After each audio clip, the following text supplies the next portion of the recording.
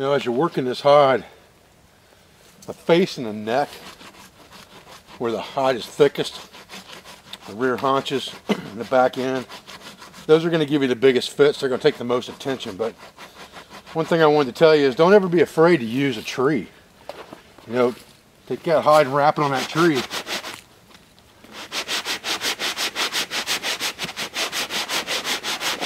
And don't be afraid to use that tree to help break that hide. It's not going to hurt anything. You don't want to get the hair side on there and tear any of the hair up, but it's definitely not going to hurt anything to use that tree. But you'll be able to tell looking at the hide. You know, you got areas up here on the face that are going to be tougher than these areas that are already getting soft, like in here. So as this thing starts to dry, you'll be able to feel where it's getting stiff.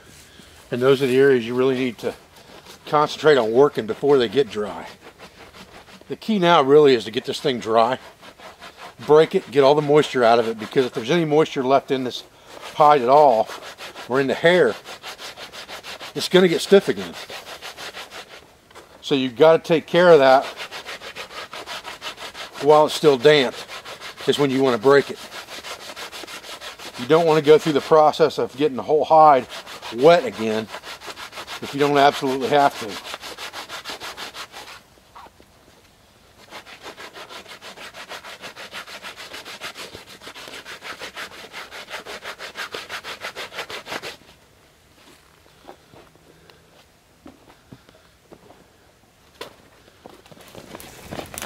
All right, once we get this hide down to where it is starting to get dry, or it's fairly dry, and this one's not quite as soft as I'd like to have it, but part of that's because it's so cold outside too.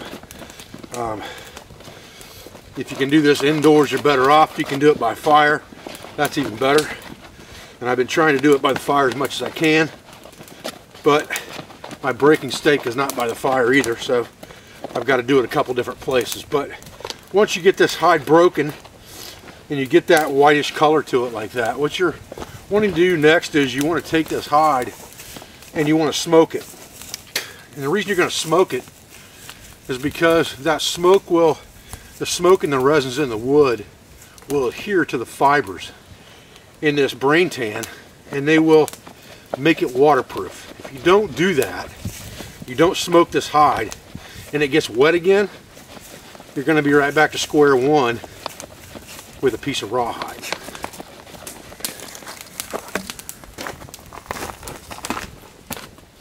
Now to smoke this hide, we want to get this thing on kind of a tripod configuration. So I'm going to take the tripod that I already have here.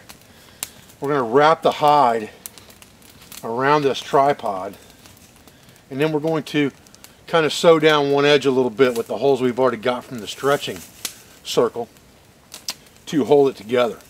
Then we're going to put this over our fire, but we don't want a raging fire. What we want is smoldering embers that we can throw wet, punky woods on that will give lots and lots of smoke up into the hide.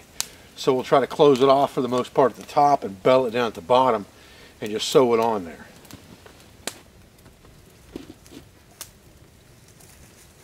If I can find holes that already exist in the hide, those are the ones I'm going to use.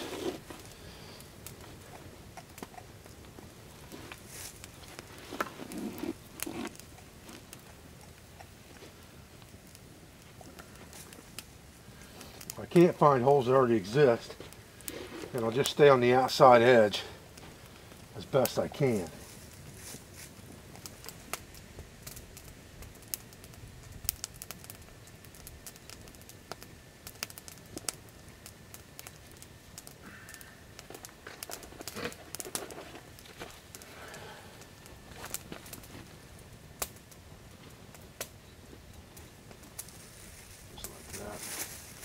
And we're not going to put a bunch of heat to this. I am going to cut this excess off right here. But we're not going to put much heat to this. It's going to be smoke. So I'm not really worried about melting the bank line per se, because I shouldn't have that much heat up there. If I do, I've already done something else wrong.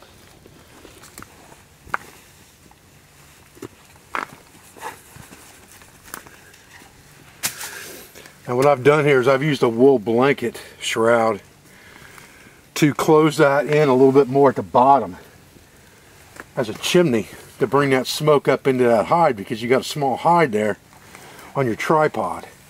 And I could have built a different tripod configuration, but being able to use the one I've already got is just taking advantage of that resource. Much easier just to throw that wool blanket over there than to build another tripod. The other reason that you're smoking this hide is because you want to deter any insects from eating your work. And that smoking process will also deter the bugs.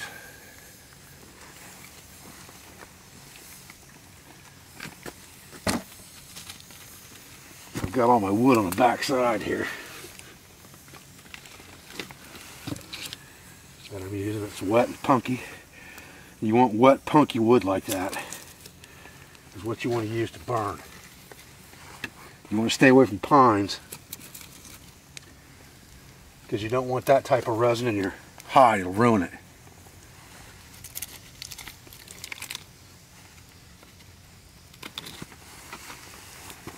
And you don't want flame, you just want the smoke that we're getting right now.